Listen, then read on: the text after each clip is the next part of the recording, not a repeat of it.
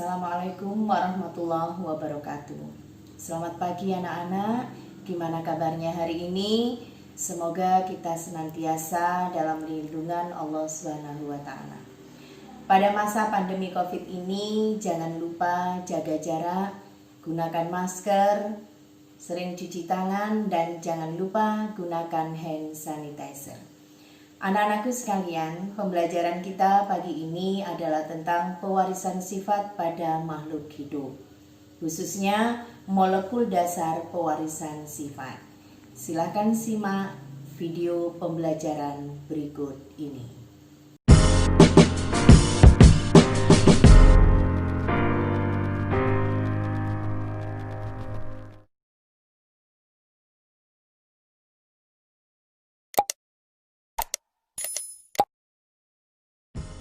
Jika kita perhatikan, terdapat banyak perbedaan ciri-ciri antara kita dan teman-teman kita. Mungkin ada teman kita yang memiliki postur tinggi, ada yang pendek, ada yang memiliki rambut lurus, rambut keriting, atau bergelombang. Ada juga yang memiliki wajah bulat dan ada pula yang lonjong. Ada yang memiliki kulit putih, kuning langsat, dan ada yang sawo matang atau kecoklatan. Perbedaan-perbedaan ini dikontrol oleh sesuatu yang disebut sebagai gen, yang diwarisi dari orang tua kita. Dengan peran gen ini pula, ciri-ciri tubuh kita mirip dengan orang tua kita. Materi genetik memegang peranan penting dalam proses pewarisan sifat. Warna kulit, bentuk rambut, bentuk hidung, atau bahkan beberapa jenis penyakit tertentu tidak serta-merta dimiliki oleh seseorang. Setiap ciri atau sifat yang ada pada setiap orang adalah warisan dari orang tua yang diwariskan melalui materi genetik. Ayah akan mewariskan materi genetiknya melalui sel sperma, sedangkan ibu akan mewariskan materi genetik melalui sel ovum. Materi genetik dari ayah dan ibu akan bergabung melalui proses fertilisasi. Oleh karena adanya penggabungan materi genetik inilah, pada diri kita akan muncul beberapa ciri yang mirip dengan ayah dan beberapa ciri yang mirip dengan ibu. Molekul yang berperan sebagai materi genetik adalah asam nukleat.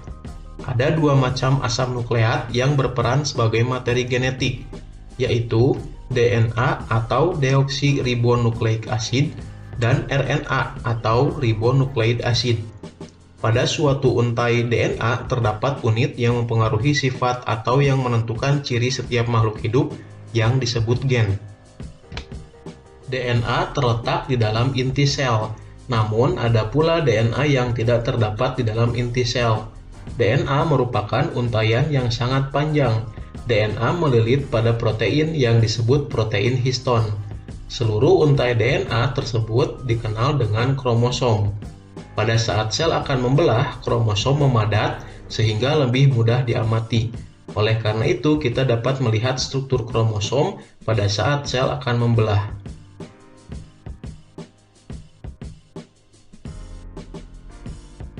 Penemuan struktur DNA tak lepas dari penelitian Maurice Wilkins dan Rosalind Franklin yang menggunakan teknik kristalografi atau difraksi sinar X untuk mempelajari struktur DNA pada tahun 1950 hingga 1953. Berdasarkan penelitian Rosalind Franklin, pada tahun 1953, Francis Crick dan James Watson mengemukakan bahwa DNA memiliki struktur seperti suatu untai ganda yang membentuk heliks atau bentuk ulir.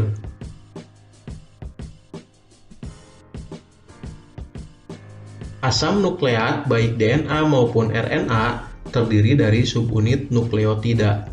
Masing-masing nukleotida tersusun atas gugus fosfat, gula, dan basa nitrogen. Pada DNA, gulanya berupa gula deoksiribosa, sedangkan pada RNA, gulanya adalah gula ribosa. Nukleotida ini dapat dibagi menjadi struktur yang lebih kecil yang disebut nukleosida. Satu unit nukleosida tersusun atas gula dan basa nitrogen tanpa gugus fosfat. Ada 4 senyawa basa nitrogen yang menyusun DNA, yaitu adenin yang selalu berpasangan dengan timin, serta guanin yang selalu berpasangan dengan sitosin. Basa nitrogen adenin dan guanin dikelompokkan dalam basa purin, sedangkan timin dan sitosin dikelompokkan dalam basa pirimidin. Pada RNA tidak terdapat basa nitrogen timin. Basa nitrogen timin ini pada RNA digantikan oleh basa nitrogen urasil. Struktur heliks DNA terbentuk karena adanya beberapa jenis ikatan kimia. Antara untai DNA diikat oleh ikatan hidrogen. Antara basa nitrogen dan gula diikat oleh ikatan glikosida. Sedangkan antar nukleotida dihubungkan dengan ikatan fosfodiester.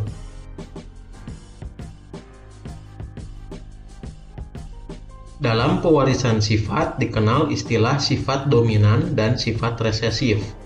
Sebagai contoh, karakter jenis cuping yang terpisah dapat dikatakan mampu menutupi atau mengalahkan ciri jenis cuping telinga melekat. Karakter yang mampu mengalahkan atau menutupi karakter yang lain disebut sifat dominan. Karakteristik yang kalah disebut sifat resesif.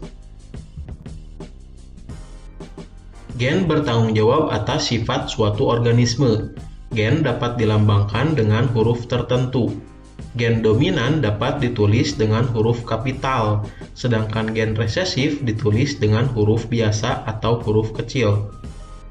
Variasi atau bentuk alternatif dari suatu gen disebut alela. Sifat-sifat atau ciri yang dapat diamati seperti bentuk rambut, warna kulit, dan jenis cuping telinga disebut sifat fenotip. Fenotip merupakan perwujudan ekspresi dari gen. Akan tetapi perlu kamu ketahui bahwa tidak semua fenotip dapat dengan mudah diamati secara langsung menggunakan mata. Selain morfologi makhluk hidup yang dapat diamati, fisiologi dan tingkah laku juga merupakan fenotip. Setiap fenotip dikendalikan oleh genotip. Genotip adalah keseluruhan informasi genetik dari suatu individu. Susunan kromosom pada sel penyusun tubuh berbeda dengan susunan kromosom pada sel kelamin. Kromosom pada sel tubuh susunannya berpasangan. Keadaan kromosom yang berpasangan disebut dengan diploid.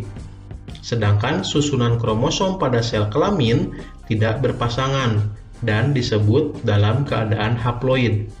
Keadaan diploid ditulis dengan simbol 2N dan keadaan haploid ditulis dengan simbol N.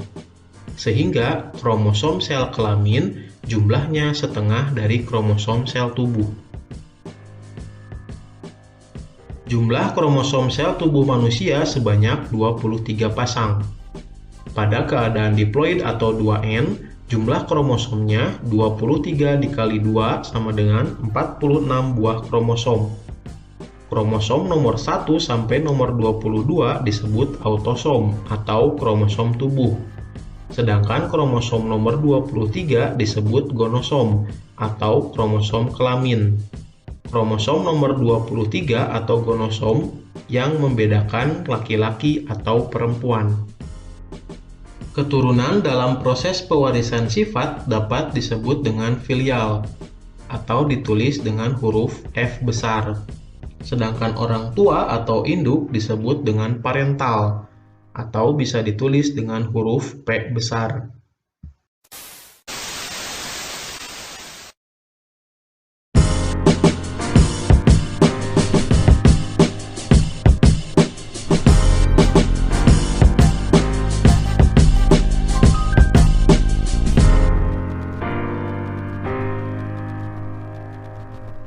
Demikian tadi tayangan video pembelajaran mengenai molekul dasar pewarisan sifat. Selanjutnya silakan kalian kerjakan tugas, yaitu membuat dan mengisi tabel 3.1 pada buku paket halaman 126 di buku tugas. Selamat mengerjakan. Wassalamualaikum warahmatullahi wabarakatuh.